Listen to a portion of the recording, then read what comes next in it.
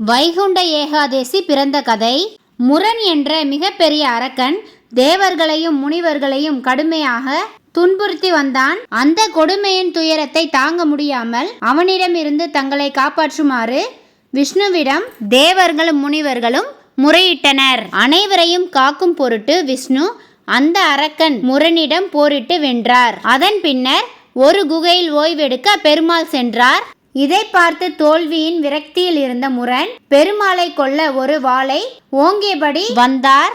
அப்போது விஷ்ணுவின் உடலில் இருந்து வெளிப்பட்ட சக்தி பெண் வடிவமாக மாறி முரனிடம் போரிட்டு வென்றார். திருமாலின் சக்தியால் உருவான அந்த பெண்ணுக்கு ஏகாதசி என பெயர் சூடப்பட்டது. அதோடு அன்றைய நாள் ஏகாதேசியாக இருந்ததால் அந்த பெண்ணுக்கு இவ்வாறு பெயர் சூட்டப்பட்டது. இந்த நாளில் தன்னை வழிபடுபவர்களுக்கு வைகுண்டத்தில் பதவி அளிப்பதாக பெருமாள் வரமளித்தார். இதனால் இந்த தினத்தை வைகுண்ட ஏகாதேசி என்ற பெயரில் மிக சிறப்பாக கொண்டாடப்படுகிறது. இந்த வீடியோ பற்றிய உங்களது கருத்துக்களை கமெண்ட்ல சொல்லுங்க. நன்றி, வணக்கம்.